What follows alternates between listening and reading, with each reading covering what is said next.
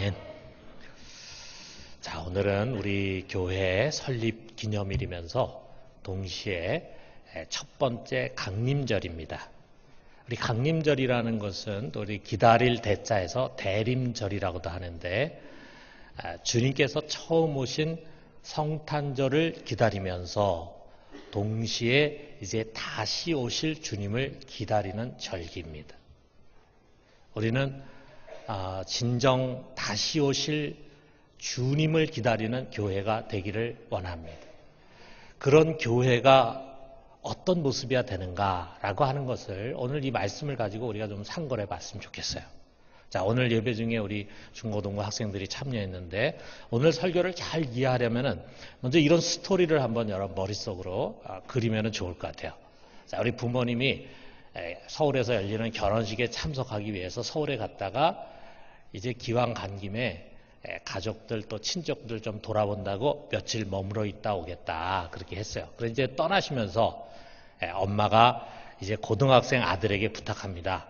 우리가 사흘 뒤에 올 테니까 그동안 동생들 식사 좀 잘 챙겨주고, 그리고 강아지 밥도 주고, 그리고 집 좀 잘 지키자. 엄마 아빠 없다고 해가지고 제멋대로 하지 말고 공부도 좀 열심히 하고, 그렇게 부탁을 하니까 이 아들이 알았어요. 엄마 여기 걱정하지 말고 편안하게 갔다 오세요.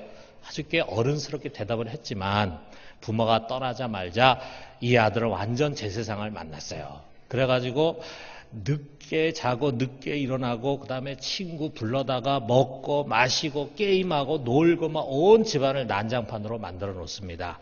그리고 동생들과 강아지는 신경도 안 써. 자, 그러면서 머릿속으로 생각하기를, 이제 부모님이 사흘 뒤에 오신다고 했으니까 오시기 조금 전에 한 몇 시간만 부지런히 집안을 딱 정리해가지고 청소해 놓으면은 되겠지, 이렇게 생각을 했어요. 그런데 갑자기 벨이 울렸습니다. 불사 사흘 뒤에 오시기로 했는데 그만 부모님이 하루 일찍 오신 거야. 그 뒤에 어떤 일이 일어났는지는 여러분이 충분히 상상할 수 있을 것입니다. 자, 오늘 설교는 그러지 말자라고 하는 말씀이에요. 자, 여러분, 주님께서 이 세상에 오셔서 하신 일이 여러 가지 있지만 십자가, 부활 정말 중요하죠. 그런데 그것을 통해서 주님은 그의 제자들을 양육하고 동시에 그 제자들이 사도가 되고 그 사도들을 통해서 교회를 세우셨어요. 교회는 사도와 선지자들의 터 위에 세워진 것입니다. 그리고 그 교회에 전권을 부여하시고 세상을 책임지는 사명을 맡기셨어요.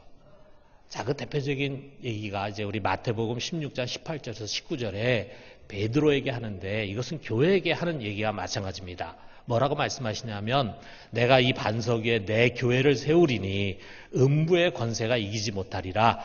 내가 천국 열쇠를 네게 주리니 내가 땅에서 무엇이든지 매면 하늘에서도 매일 것이요, 내가 땅에서 무엇이든지 풀면 하늘에서도 풀리리라. 교회의 전권을 주면서 내가 다시 올 때까지 내가 나의 일을 해라 라고 위탁을 하는 것입니다. 그리고 주님은 세상을 떠나셨어요. 승천하시면서 다시 올 것을 약속하십니다. 그런데 다시 오시지만 언제 올 것은 말씀하지 않으셨어요. 자, 우리 주님은요, 앞으로 몇백 년 뒤에 오실 수도 있습니다. 또 당장 내일 오실 수도 있어요. 모든 가능성이 다 열려져 있습니다. 그분이 오시는 날이 언제일지 모르기 때문에 주님은 항상 깨어 있어야 된다. 이거를 누차 말씀하십니다. 오늘 우리가 읽은 이 말씀 속에서도요, 계속해서 반복해서 주시는 말씀은 항상 깨어 있어야 된다. 그것을 여러 비유로 말씀하시는데, 첫 번째로 35절부터 38절에 보면은, 자, 주인이 혼인잔치, 결혼잔치에 이제 떠나갔어요. 그리고 주인이 언제 오실지 몰라. 이 종은 어떻게 하고 있어야 되느냐? 무조건 허리띠를 꽉 졸라매고 깨어서 정신 차리고 등불을 들고 오실 주인을 기다려야 돼. 한밤중에 2경이나 3경 다른 사람 다 잠들어 있을 때라도 주인이 갑자기 오실 수 있다 이거예요. 그래서 문을 꽝꽝꽝 두드릴 때 얼른 문을 열어드려야 주인으로부터 칭찬을 받지, 만약에 꽝꽝 두드리는데 잠이 깊이 들어가지고 문을 열어주지 못한다. 그러면은 주님으로부터 책망을 받는다. 말씀하십니다. 또 39절에 보면은 도둑의 비유를 얘기하고 있어요. 도둑이 언제 올지가 예고가 돼 있다면은요. 그러니까 주인이 뚫지 못하도록 경비를 철저히 하겠죠. 그런데 도둑이라는 것은 예고 없이 몰래 오게 돼 있습니다. 주님이 그처럼 오신다 이거죠. 자, 그러면서 주님의 결론은 이거야. 40절에 보니까 그러므로 너희도 준비하고 있으라. 생각지 않은 때 인자가 오리라. 생각지 않은 때 갑자기 주님께서 들이닥친다. 이 말씀이에요. 그러므로 여러분 주님께서 첫 번째 오셔서 승천하신 뒤에 다시 오시는 이 시대 속에 살아가는 우리들은요. 항상 깨어 있어야 합니다. 졸거나 깊은 잠에 빠지기 쉬운 세상에서 항상 깨어서 곧 오시게 될 주님을 기다려야 합니다. 이 재림신앙이 너무 우리에게 중요합니다. 자, 그렇다면은 깨어 있다라는 것은 어떻게 하는 것을 말하는 것일까? 자, 먼저는 이거죠. 이 시대에 죄에 오염되지 않고 우리 자신을 잘 지켜서 거룩한 삶을 사는 거죠. 죄지지 않고. 또 이것을 위해서 말씀과 기도에 깨어 있고 또 성령께 항상 순종하는 삶을 살아가는 거죠. 자, 그런데 그것이 다가 아니에요. 오늘 주님의 가르침은 거기에 포인트를 두지 않습니다. 자, 주님께서 이 세상을 떠나가면서요. 부탁하신 일들이 있어요. 또 그 일을 감당할 수 있도록 달란트를 주셨어요. 이 달란트를 가지고 주님께서 부탁하신 그 일을 성실하게 감당하는 그것이 깨어있는 것이라 이거예요. 자, 베드로는 여기서 주님의 비유의 말씀을 들은 다음에 이 비유를 주님은 누구에게 한 것입니까? 저희들에게 한 것입니까? 모든 사람에게 한 것입니까? 이렇게 묻습니다. 주님이 직접 대답하시는 것이 아니라 이런 말씀을 주세요. 42절에 보니까 자, 우리 42절에 있는 말씀 같이 한번 읽어봅시다. 지혜 있고 진실한 청지기가 되어 주인에게 그 집 종들을 맡아 때를 따라 양식을 나눠줄 자가 누구냐. 여기에 주님이 청지기라고 하는 말씀을 쓰십니다. 그렇다면 여기서 예수님이 가르치는 그 청지기는 누가 돼야 된다는 말씀인가? 많은 주석가들은요, 이 주님의 이 청지기라는 말씀은 그 말씀을 듣고 있는 12제자, 사도들을 가르치고 목회자들을 가르치는 것이다. 이렇게 해석했어요. 그들이 교인들을 목양하고 교회를 잘 돌보는 그런 지도자들이 바로 그들의 역할이기 때문에 이것은 그들에게 주신 말씀이다. 그들이 바로 교회 청지기다. 이렇게 해석을 했어요. 특별히 가톨릭은 이것을 굉장히 강조했습니다. 그러나 어떻게 보면요, 그것은 너무 좁은 해석이에요. 여러분, 우리는 예수님이 성경 속에서 복음서에서 제자들에게 직접 하신 말씀을 읽으면서 그것은 나에게 하신 말씀이 아니라 2000년 전에 제자들이 하신 말씀이다. 이렇게 생각하지 않잖아요. 또 바울이 에베소에 보낸 편지인 에베소서를 읽으면서 이것은 에베소 교인들에게만 한 말이다. 이렇게 우리가 생각하지 않잖아요. 우리가 그 성경을 읽으면서 이것은 그 당시에 제자들에게 한 말이면서 동시에 이 시대를 살아가고 있는 우리 그리스도인들에게 하시는 말씀이다. 이것은 에베소 교회에게만 주시는 말씀이 아니라 오늘 우리 교회에게 주시는 말씀이다. 우리가 이렇게 받아들이잖아요.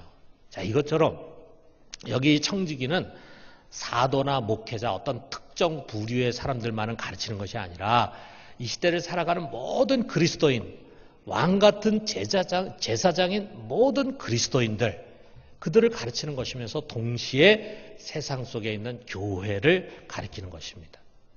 여러분, 교회는 세상 속에서 우리 주님으로부터 특별한 역할과 책임을 맡은 청직이에요. 우리가 청직이라고 하는 사실을 잘 알아야 합니다. 주님이 우리에게 세상을 맡기시고 그것을 잘 관리하도록 청직이 직분을 주셨어요. 자, 근데 오늘 우리가 청지기라는 말을 잘 안 쓰잖아요. 자, 이 청지기를 잘 이해하려면은 우리 구약 창세기에 등장하는 요셉을 여러분 생각하시면 됩니다. 자, 요셉이 형들에게 팔려서 애굽에 종으로 갔는데 누구네 집에 갔냐면 바로 왕의 시위 대장이었던 보디발이라고 하는 사람의 종으로 들어갔어요. 자, 그 속에서 처음에는 허드렛 일을 하고 그랬겠죠. 그런데 점점 시간이 지나면서 주인 보디발이 사람을 알아보는 거예요. 요셉이 보통 사람이 아니야. 정말 믿을 만한 사람이야. 그래서 이 요셉을 신뢰하고 마침내 그를 청지기에 임명을 합니다. 자, 창세기 39장 6절에 이렇게 나와 있어요. 주인이 그의 소유를 다 요셉의 손에 위탁하고 자기가 먹는 음식 외에는 간섭하지 아니했더라. 이게 바로 청지기라 이거죠. 자, 청지기라는 것은 뭐냐면요. 여기 지금 보디발이 요셉에게 한 것처럼 주인이 자신의 소유를 다 맡기고 전권을 주어서 자기 집을 관리하게 하는 사람이에요. 보디발이 요셉에게 이처럼 전권을 주고 자기가 먹는 음식 외에는 일절 간섭하지 않아 요셉이 보디발을 대신해서 그의 집을 다 관리했습니다. 여러분, 요셉이 청지기로서 그 당시에 어떤 일을 했을까? 지금과는 좀 다르겠죠. 우리가 좀 상상을 해보면은 그 당시에는 요셉처럼 종으로 팔려오는 사람을 사야 되잖아요. 그런데 아무나 종으로 사는 게 아니라 정말 일을 잘할 만한 사람, 쓸만한 사람을 잘 선별하고 그래서 종으로 사들이고 그리고 그들을 적시적소에 배치하고 그리고 일을 잘할 수 있도록 이렇게 사람을 관리하는 그것이 그에게 주어진 아주 중요한 일이었겠죠. 또 그 보디발의 집에 종을 비롯해서 식솔들이 얼마나 많았겠어요. 그들이 먹을 음식 또 집안에 소요되는 여러 가지 물건들을 사들이고 그것을 배분하는 일도 그가 했을 거라 이거예요. 또 집을 고치고 리모델링 하기도 하고 때로는 어떤 건물을 하나 건축하기도 하고 때로는 정원을 가꾸고 보살피는 일도 했을 것입니다. 집안의 모든 재정은 보디발이 그에게 다 맡겼어요. 그래서 그의 손을 통해서 들어가고 나가고 때로는 그것이 이제 모아지고 그래서 그 주인의 재산이 점점 증식되고 하는 그 일을 요셉이 했을 거라 이거예요. 그는 아침부터 저녁까지 마치 자기 집을 돌보는 것처럼 이 주인 보디발의 집안 전체를 돌아보았을 것입니다. 주인 보디발은 그에게 모든 것을 맡기고 일절 간섭하지 않았어요. 그렇지만 요셉이 자기 마음대로 그 집안을 돌본 게 아니에요. 주인 보디발의 뜻이 어떤 것인가라고 하는 것을 지혜롭게 잘 간파하는 사람이었어요. 요셉은 지혜의 사람이잖아요. 그래서 우리 주인이 무엇을 원하시는가, 어떻게 하는 것이 우리 주인의 뜻에 합당한 것인가 하는 것을 잘 분별해. 그리고 그 뜻에 맞게 아주 신실하고 충성스럽게 책임감을 가지고 일을 하는 아주 신실한 청지기였다 이거예요. 여러분, 이것입니다. 우리 주님께서는 교회를 그의 청지기로 세워서 전권을 주고 그의 창조 세계를 맡기셨어요. 그러면서 여기 42절에 지혜 있고 진실한 청지기라고 표현했잖아요. 그런 지혜롭고 진실한 청지기가 되기를 원해. 근데 이것에 보다 정확한 번역은요, 신실하고 지혜로운 청지기입니다. 자, 그 말은 지혜를 가지고 주님의 뜻, 하나님의 뜻이 무엇인가를 잘 헤아리는 거예요. 내 집이 아니거든요. 내 땅이 아니거든요. 내 물건이 아니거든요. 이것을 어디에 써야 되는가라고 하는 것을 알기 위해서는 지혜가 필요해요. 주님의 뜻을 잘 헤아리고 그 다음에 그것을 받들어서 신실하고 충성되게 책임을 다하는 것. 그것이 바로 신실하고 지혜로운 청지기입니다. 여러분, 이것이 바로 우리가 깨서 오실 주님을 기다리는 신앙이에요. 이것이 재림신앙이에요. 자, 그렇다면은 우리가 이제 청지기로 과연 교회가 해야 할 일이 무엇인가, 주님께서 우리에게 맡기신 일이 무엇인가 하는 것을 돌아봐야 되겠죠. 자, 우리가 세 가지로 생각해 봅시다. 첫째로는요, 하늘의 양식을 먹이는 것이다. 여기 42절 하반절에 보니까 그 집 종들을 맡아 때를 따라 양식을 나눠줄 자가 누구냐 그랬잖아요. 양식을 때를 따라 나눠준다 이거. 여러분, 우리 사람은요, 떡으로 먹고 삽니다. 그러나 떡으로만 사는 것이 아니다. 우리 하나님의 말씀의 핵심이 그거잖아요. 그럼 우리가 무엇을 먹고 사느냐? 하나님의 입에서 나오는 말씀이 꼭 필요하다 이거죠. 왜? 그것은 우리의 영혼을 살리는 생명의 양식이에요. 떡은 우리가 이 세상 잠깐 살아가는 육신의 양식이 되지만 하나님의 말씀 우리가 영원히 사는 양식이 돼. 그런데 이 양식을 세상에 줄 수 있는 것은 교회밖에 없습니다. 하늘로부터 오는 양식은 교회를 통해서만 세상에 나눠져요. 여러분, 우리 지상에 있는 교회가 다 불완전해요. 그래서 때로는 때로는 교회가 세상으로부터 손가락질도 받고 비난도 받습니다. 교회가 세상을 염려하는 것이 아니라 세상이 교회를 염려한다. 그런 수치스러운 말을 들을 정도의 문제도 있을 수 있겠죠. 그럼에도 불구하고 여러분, 교회는 세상의 소망입니다. 교회만이 세상을 살릴 수가 있어요. 세상은 교회를 통해서만이 생명의 말씀을 들을 수가 있어요. 교회는 세상은 그걸 인정하지 않겠지만 여러분, 우리는 이 분명한 진리를 알고 있습니다. 하나님은 교회를 통해서 이 세상에 생명의 말씀을 주고 세상을 살리려고 하는 것입니다. 그렇기 때문에 하늘의 양식을 세상에 나눠주는 일, 이것이 이 지상 위에 세워진 교회의 거룩한 사명입니다. 여러분, 우리는 이 사명을 충실하게 감당해야 합니다.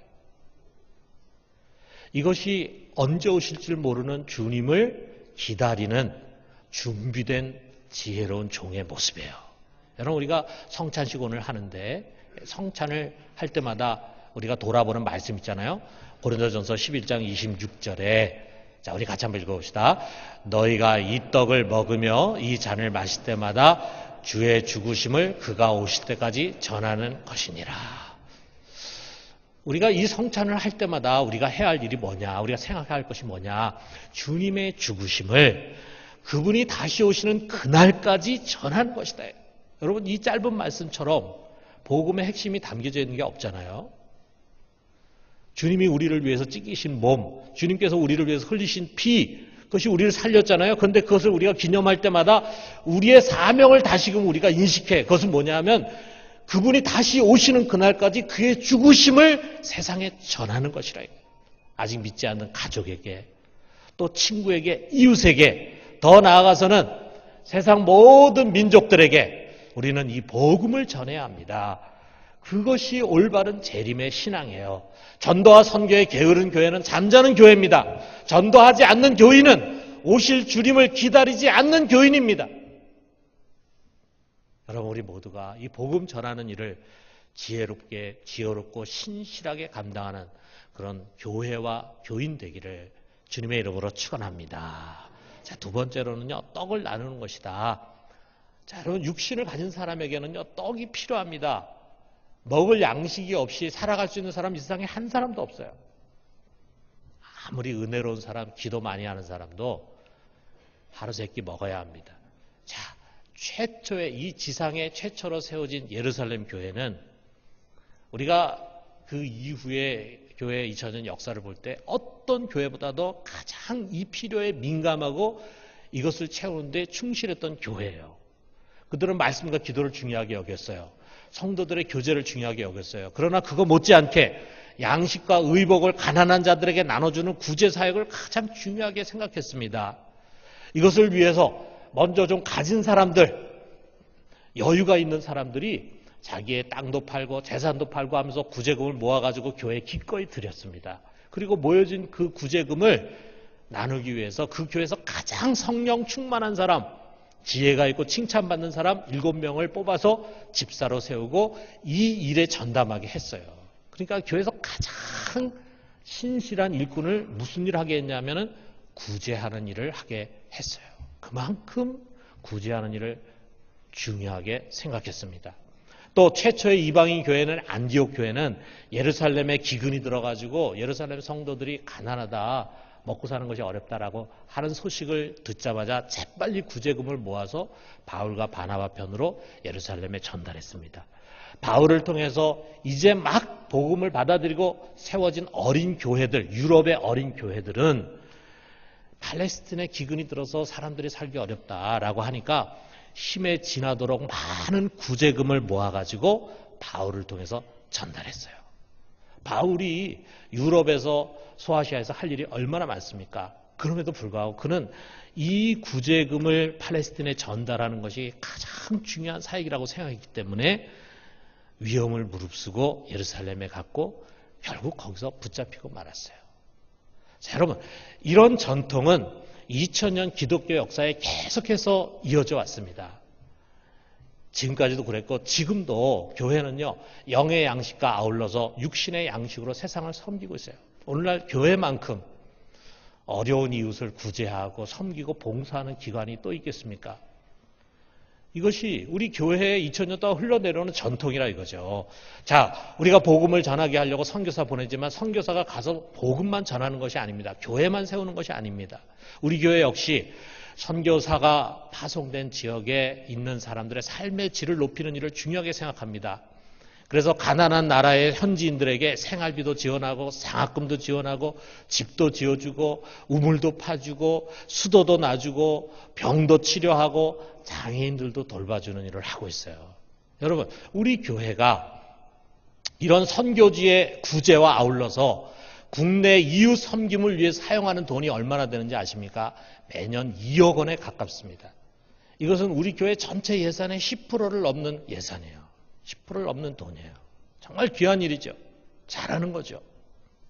그런데 좀 더 잘하기 위해서는 우리 새해는요, 더 많은 교우들이 좀 다양한 사회 선교 사역에 동참해가지고 우리가 돈으로 지원하는 것뿐만이 아니라 몸으로 직접 가서 좀 섬겼으면 좋겠어요. 병자들도 가서 섬기고 우리 기관의 장애인도 가서 섬기고 좀 우리가 할 수 있는 일을 같이 했으면 좋겠어요. 여러분, 이런 일들이 우리 주님께서 이 땅에 남겨두신 교회에 맡기신 사명입니다.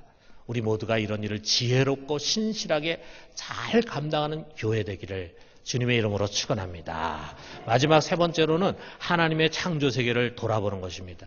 여러분, 우리가 살고 있는 이 세상, 이 지구를 포함해서 이 모든 우주가 저절로 된 자연물이 아니라 창조주 하나님의 창조 세계인 것을 믿습니다. 이것은 사도신경의 제일 첫 번째 나오는 신앙 고백이에요. 하나님이 세상을 만드셨어요. 그리고 당신이 만든 그 세상을 보살피고 관리하도록 탁월한 피조물을 만드셨는데 그것이 바로 인간 아닙니까? 그래서 그 인간은 자기의 형상을 따라서 다른 피조물과는 차별되게 만드셨어요. 그리고 자신의 창조 세계를 보살피고 또 다스리도록 위탁했습니다. 우리를 청지기로 위탁했어요. 자, 그런데 유감스럽게도 우리 인간은 그 청지기 직분을 제대로 감당하지 못했어요. 도리어 창조 세계를 죄로 오염시켰어요. 그 죄의 주범이 됐어요. 그 죄로 말미암아 그 죄를 근거로 해서 마귀가 이 세상을 지배하는 임금이 됐습니다. 그러나 때가 되었을 때 하나님은 이 어지러지고 왜곡되고 잘못된 세계를 회복하기 위해서 그의 아들 예수 그리스도를 보내셨어요. 그래서 그는 십자가에서 죄 문제를 해결합니다. 십자가에서 죄를 없이 하십니다. 그리고 부활하심으로 말미암아 마귀의 권세를 깨뜨리셨어요.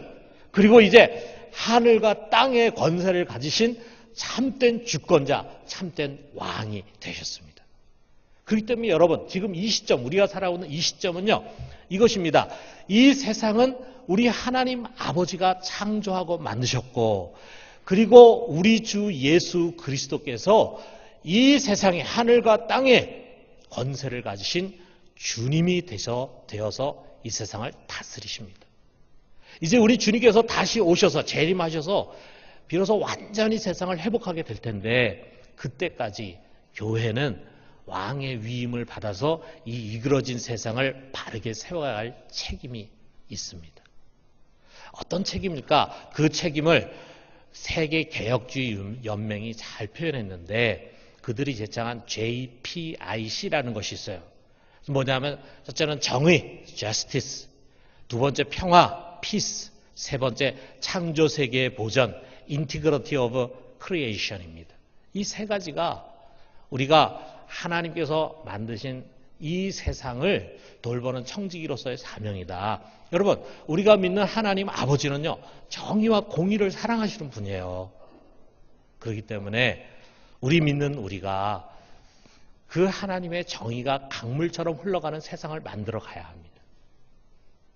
또 아울러서 평화의 왕으로 오신 예수 그리스도의 제자로서 우리는 어느 누구보다도 세상의 평화를 위해서 노력해야 돼요. 당연히 한반도에 전쟁이 일어나는 것을 막고 평화를 정착시키는데 교회가 앞장서야 합니다. 이것은 세상 일이 아니라 우리 하나님 아버지의 창조 세계를 돌보는 청지기로서의 우리의 일입니다. 믿음의 일입니다. 아울러 하나님 아버지의 집인 이 창조 세계를 잘 보존해 가야 합니다. 하나님이 만드신 이 세계가 너무 파괴되어 있고 오염되어 있어요. 여러분, 우리는 우리뿐만이 아니라 우리 다음에 우리의 자녀들, 우리의 손자들을 위해서라도 자원을 아끼고 쓰레기를 줄이고 자연 환경을 잘 보존해 갑니다. 그것이 우리의 책임이에요. 이 세상을 만드신 창조주 하나님을 모르는 세상 사람보다도 교회와 교인들은 이러한 일에 더 앞장서야 합니다. 여러분, 정의와 그 다음에 평화와 창조 세계의 보존을 위한 사명을 지혜롭고 신실하게 감당하는 우리 모두가 되기를 주님의 이름으로 축원합니다. 사랑하는 성도 여러분, 우리는 다시 오실 주님을 기다립니다. 주여 어서 오시옵소서 이렇게 갈망합니다. 여러분, 재림신앙은 우리의 신앙의 변두리가 아니에요. 우리 신앙의 중심에 있어요. 그러나 그 재림신앙은 세상과 담을 쌓고 세상에서 도피해서 기도처에 모여서 하늘을 바라보는 그런 신앙이 아닙니다. 세상과 유리된 신비한 세계에 몰두하는 그런 것이 아닙니다. 오히려 세상 속에서 신실하고 지혜로운 청지기가 되어서 우리 주님께서 맡기신 그의 일을 충실하게 해나가는 그것이 재림신앙입니다.